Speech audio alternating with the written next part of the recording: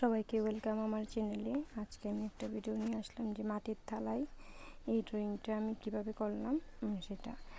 তার জন্য আমি একটা মাটির থালা নিই। এই মাটির থালাটা ঘরের মধ্যে ছিল, যেটা আমি বের করেছি। সেটাকে ভালো করে পরিষ্কার করে কিছুক্ষণ জলের মধ্যে ভিজিয়ে রেখেছিলাম। এই যে কালারগুলি, এগুলো হলো ফেব্রিকের অ্যাক্রিলিক কালার। এটা থেকে হোয়াইট কালারটা আমি মাঝখানে করেছি আর সাইড দিয়ে ব্ল্যাক কালারটা করেছি।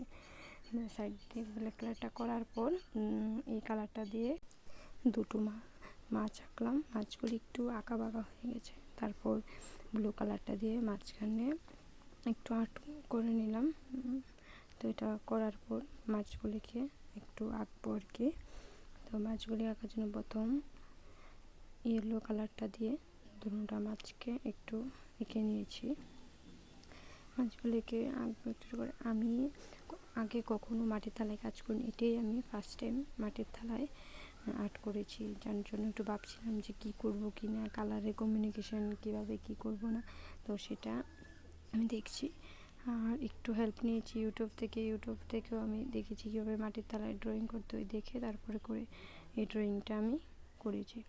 তো দুটো মাছকে ইয়েলো কালার করে তারপরে একটার মধ্যে রেড কালার আর একটার মধ্যে গ্রিন কালার করবো। তার জন্য মাছের সাইডগুলো একটু এটার মধ্যে ইয়েলো কালার করে দিচ্ছি। তারপরে গ্রিন কালারটা করছি এই মাছটার মধ্যে। আস্তে আস্তে গ্রিন কালারটা করার পর গ্রিন কালারটা শেষ করে ওই মাছটার মধ্যে যাব। তা আমি আস্তে আস্তে এই মাছটাকে গ্রিন কালার করে নিচ্ছি। তো গ্রিন কালারটা এখানে হয়ে গেছে। তারপর রেড কালারটা দিয়ে ওই মাছটাকে রেড কালার করে দেব। মাছের লেজটাকে আস্তে আস্তে মাছের লেজটাকে রেড কালার করে দিলাম, সাইডগুলিকেও রেড কালার করে দিলাম। তারপর ভাবছি যে সাইডগুলিকে একটু বর্ডার এঁকে দিয়ে দিই, তো এটাকে হোয়াইট কালার দিয়ে এমনি একটা এঁকে দিয়ে দিলাম আর কি। তো আঁকতে অনেক সময় বাঁকা টাকাও হয়ে যাচ্ছে, তাও আমি আঁকছি যেহেতু প্রথমবার করেছি। তো একটু তো উল্টো পাল্টা হবেই, তার জন্য সবাইকে থ্যাংক ইউ, অনেক অনেক ধন্যবাদ এইভাবে আমার পাশে থাকার জন্য। আর তোমাদের যদি ভিডিওটা ভালো লাগে তাহলে লাইক কমেন্ট শেয়ার করবে। তো মাছগুলি আঁকার পর এটার ভিতরে একটু হোয়াইট কালার দিয়ে এমনি এঁকে দিয়েছি। তারপরে মাছের বর্ডারগুলি তো রঙের ভিতর চলে গেছিলো, এগুলিকে একটু আবার এঁকে দিলাম। তো মাছগুলির ভিতরে একটু ডিজাইন করব আর কি। তার জন্য ব্ল্যাক কালারটা দিয়ে একটু চোখ এঁকে ডিজাইন করে দেবো আর কি।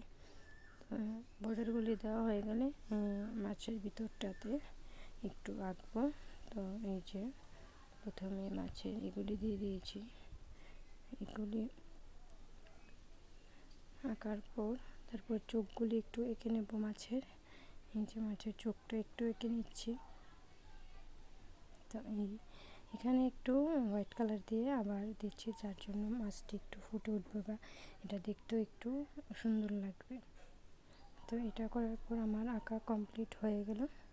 এই যে এটা ফাইনাল লুক, এটা দেখতে কেমন হয়েছে জানাবেন।